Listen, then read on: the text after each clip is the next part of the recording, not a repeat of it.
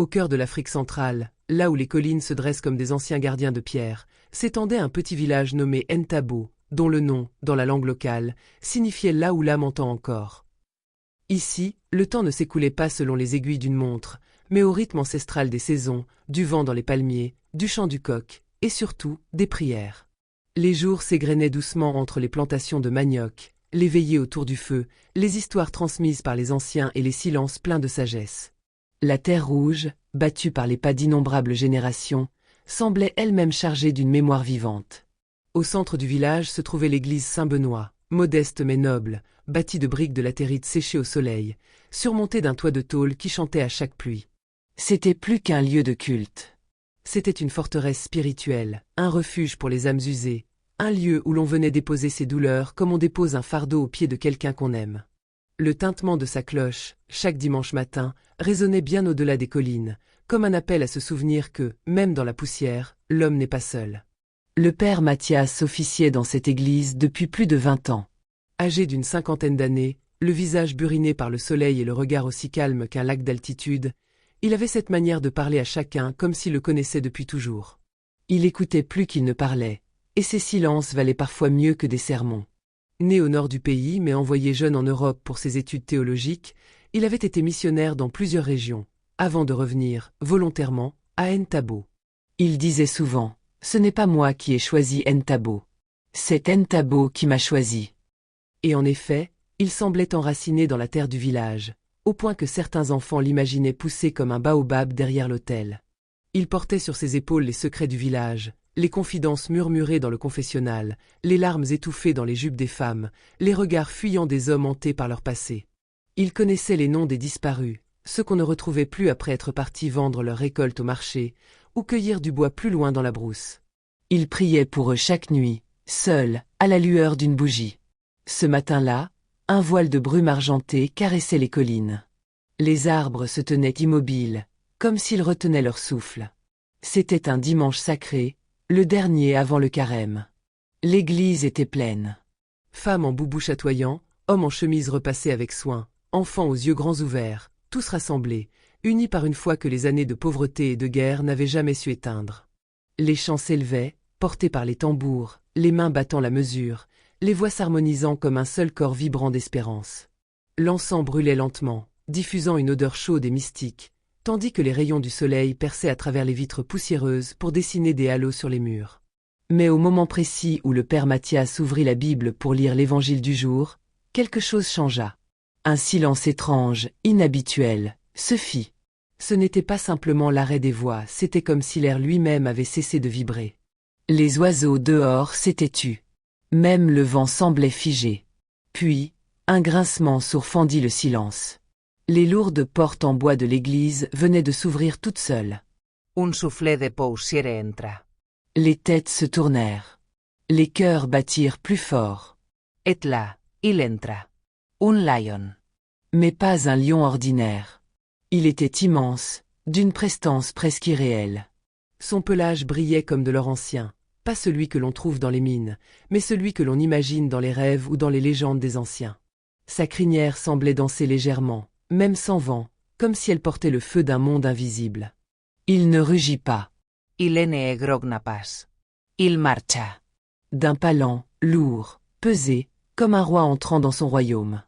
Il ne regardait personne, sauf le prêtre. Et lorsqu'il arriva devant l'autel, il s'arrêta. Lentement, il s'assit. Et dans un silence encore plus profond que le premier, il planta son regard dans celui du père Mathias. Ce regard n'était ni sauvage, ni hostile. C'était un regard chargé de sens, comme si une parole ancienne voulait se faire entendre sans mots. Le prêtre sentit quelque chose remuer en lui. Pas de la peur.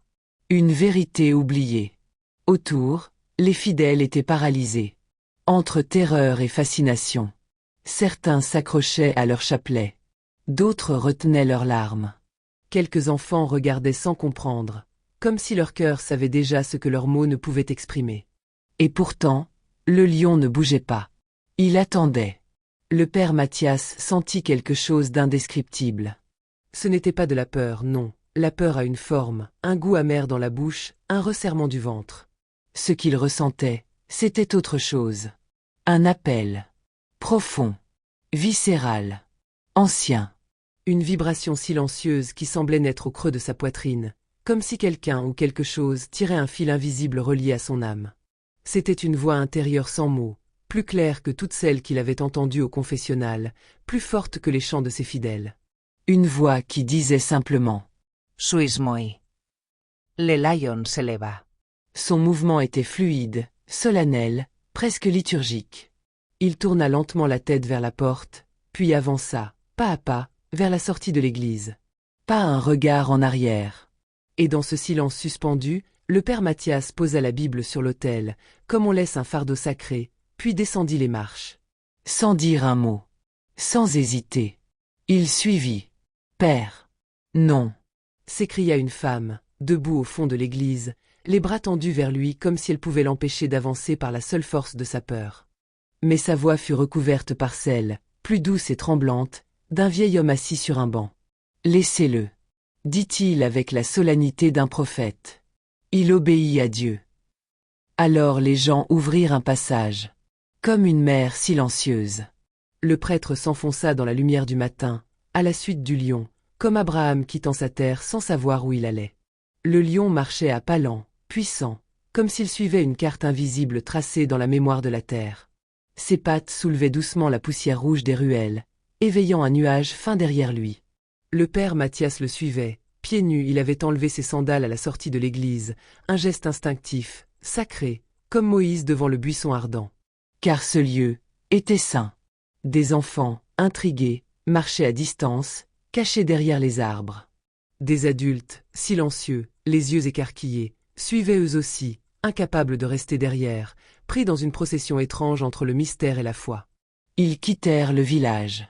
Traversèrent la savane endormie. Les herbes hautes ondulaient doucement comme des vagues dorées.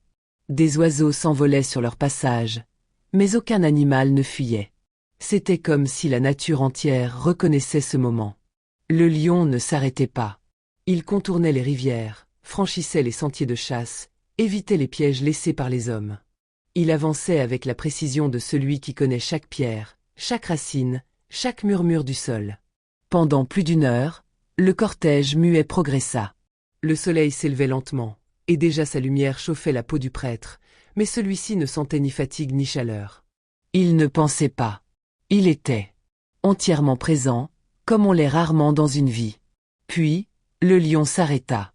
Ils étaient au cœur d'une clairière oubliée, là où la brousse s'ouvre timidement comme un secret qu'on ose dévoiler.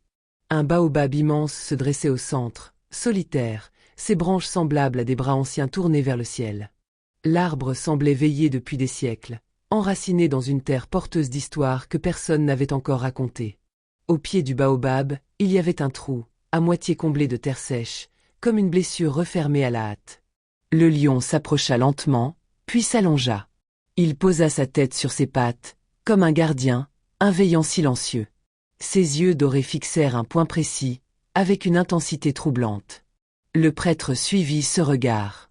Et là, il vit. D'abord, il crut rêver. Un jeu d'ombre, une illusion. Mais non. Une petite main. À peine visible, dépassant de la terre. Les doigts recouverts de poussière, figés dans un geste interrompu. Puis une forme, un corps. Le corps d'un enfant. C'était Amani, un garçon de 10 ans au sourire immense, disparu depuis 3 longues semaines. Le village tout entier se souvenait de ses parents, dévastés, arpentant les sentiers avec des lampes, des torchers, et des voix tremblantes criant son nom dans la nuit. Ils avaient supplié, pleuré devant les autorités, devant les anciens, devant Dieu. On avait fouillé les ravins, la savane, les puits. On avait prié, espéré, puis accusé, les vagabonds, les étrangers, les esprits. On avait murmuré des rumeurs sombres, pointé des doigts dans le vide. Puis, peu à peu, le silence avait recouvert l'espoir, comme la terre sur une tombe. Et Amani était devenu une ombre de plus, un nom chuchoté, un sujet que l'on évitait, par fatigue ou par peur. Le pere Matías se agenouilla. Un frisson glacé remonta le long de son dos. Il connaissait ce visage. Il l'avait vu dans les classes du catéchisme, concentré, attentif, curieux. Et là, autour de son cou, poussiéreuse mais intacte, pendait encore la petite croix de bois sculptée à la main que le catéchiste lui avait offerte. Il n'y avait aucun doute possible. Alors un cri monta dans la gorge du prêtre. Mais ce n'était pas un cri de douleur. C'était un cri brut, un cri ancien, un cri qui ne portait pas seulement la tristesse d'un homme, mais la rage silencieuse d'une vérité trop longtemps étouffée. « Seigneur, pourquoi ?» murmura-t-il, la voix brisée, les yeux tournés vers le ciel brûlant. Et à cet instant, il entendit derrière lui un grondement léger. Grave. Ancien. Il tourna la tête. Le lion n'était plus là. Il avait disparu. Comme une vision. Comme un souffle. Silencieusement. Mais sa présence restait dans l'air, aussi réelle qu'une empreinte dans la chair du monde. Dès le lendemain, les autorités arrivèrent, alertées par le prêtre et les villageois. Le sol fut creusé avec précaution. Et ce que l'on découvrit fit trembler le village jusqu'en ses fondations. Amani n'était pas mort d'un accident. Il avait été assassiné. Le corps portait des traces claires de violence. Près de lui, enfouis dans la terre comme pour être oubliés, se trouvaient des objets suspects, des morceaux de tissu, une corde et un insigne. Celui du chef de la sécurité locale, un homme redouté, au regard froid et à la main lourde. Cela faisait des années qu'il régnait sur le village comme un tyran silencieux. Il avait les faveurs des autorités régionales, des armes, des alliés. Et des secrets. Les langues commencèrent à se délier. Les murmures devinrent des témoignages. On découvrit l'impensable. Ce chef, corrompu jusqu'à la moelle, utilisait des enfants pour des trafics, les forçait au silence par la peur. Amani avait vu, ou entendu. Et pour cela, il avait été réduit au silence. Ce fut un scandale. Une onde de choc traversa la région. Le procès fut public, long, houleux. Le peuple se rassembla chaque jour sur la place du village, écoutant en silence les révélations, les pleurs, les aveux. Mais plus que la colère, ce fut un réveil. Un réveil spirituel. Les anciens, émus, prirent la parole. Ils racontèrent ce que peu osait encore évoquer. Dans des temps reculés, le peuple de Ntabo était protégé par un lion blanc, gardien de l'équilibre et messager des ancêtres. Il apparaissait quand la justice était piétinée, quand le silence devenait un poison. On l'appelait Nyokaya Ukombozi, le rugissement de la libération. Et tous comprirent alors que le lion venu à l'église n'était ni hasard, ni folie. C'était le souffle de Dieu. Un rappel ancestral. Un éveil du sacré. Le père Mathias, lui, ne fut plus jamais le même. Son regard portait désormais le poids et la lumière de ce qu'il avait vu. Il prêchait avec plus de force, mais moins de mots. Il parlait peu du lion, mais chaque dimanche, à la fin de la messe, il restait un moment, seul, tourné vers l'entrée de l'église. Espérant. Attendant. Le lion ne revint jamais. Mais quelque chose avait changé. Les enfants commencèrent à dessiner des lions sur les murs des écoles, sur les cahiers, sur le sable. Des lionceaux naquirent plus souvent que les années précédentes dans la savane, et les anciens y virent un signe.